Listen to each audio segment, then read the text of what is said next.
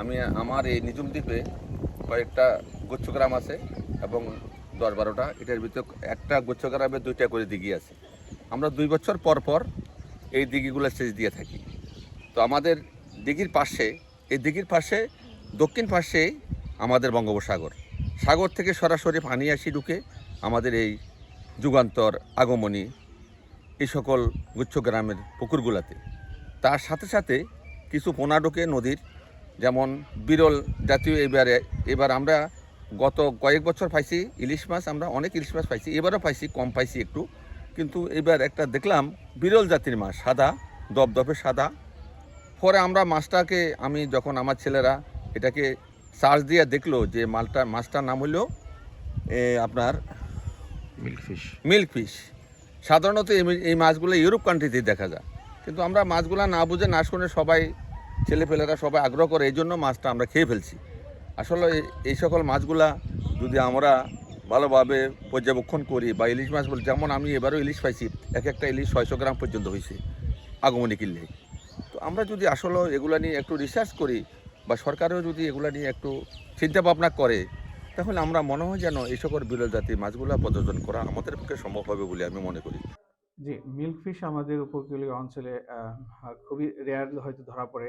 আমার চোখে এখনো আসেনি। তো আপনি জেনে থাকবেন যে এই মিল্ক ফিশটি একটি শীতপ্রধান দেশের মাছ এবং ফিলিপাইন, থাইল্যান্ড, চায়না, আ কোরিয়া সহ বিভিন্ন দেশে এই মাছটি পাওয়া যায় এবং আমাদের দেশেও হঠাৎ এটি দেখা যায়।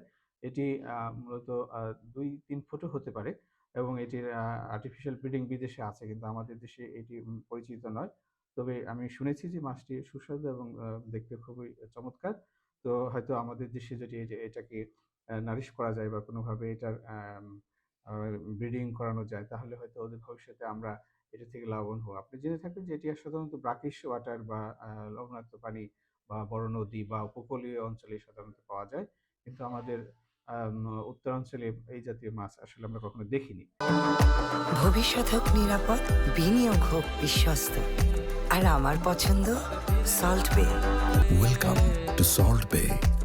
সম্প্রতি যে নিঝুম দ্বীপের গুচ্ছগ্রামে যে পুকুরের মধ্যে মিল্ক ফিশ পাওয়া গেছে, এটা আমরা গত বছরও ভিজিট করেছি। আমরা দেখেছি সেখানে ইলিশ মাছও পাওয়া গিয়েছিল বা পাওয়া যাচ্ছে রেগুলার বেসিসে।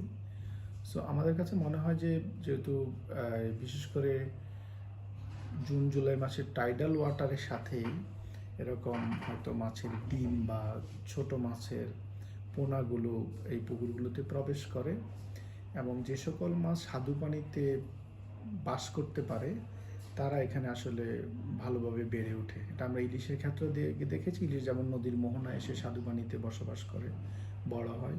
ঠিক একইভাবে মিল্ক ফিশেরও কিন্তু আপনার অনেক বেশি লবণাক্ততা সহনশীলতা রয়েছে। এটা একটি সামুদ্রিক মাছ এবং আমরা দেখি যে এটা ফিলিপাইনের একটা জাতীয় মাছ এবং আমাদের ইন্ডিয়ান ওশানের একটা বড় অংশ জুড়েই কোস্টাল অ্যাকোয়াকালচারের এটা একটা কিন্তু ভালো ফিশ হিসেবে পরিগণিত হয়, মাছ হিসেবে পরিগণিত হয়। তো এবং এই মাছটার প্রায় 5,50,00,000 মতো করে ডিম দেয় এবং ডিমগুলো ভাসমান অবস্থায় থাকে এবং এই পোনাগুলো পরবর্তীতে সমুদ্রের মধ্যে তাদের পোনা ছাড়লেও এটার কিন্তু স্বাদু পানিতে বা মিষ্টি পানির মধ্যে কিন্তু তারা গড়ে উঠতে পারে। সুতরাং এই সাউথ ইস্ট এশিয়ান কান্ট্রিজ, বিশেষ করে ফিলিপাইন, ইন্দোনেশিয়ার এই কোস্টাল বা ব্র্যাকিশ ওয়াটার অ্যাকোয়াকালচারের জন্য কিন্তু এই মাছটা একটা বড় ক্যান্ডিডেট।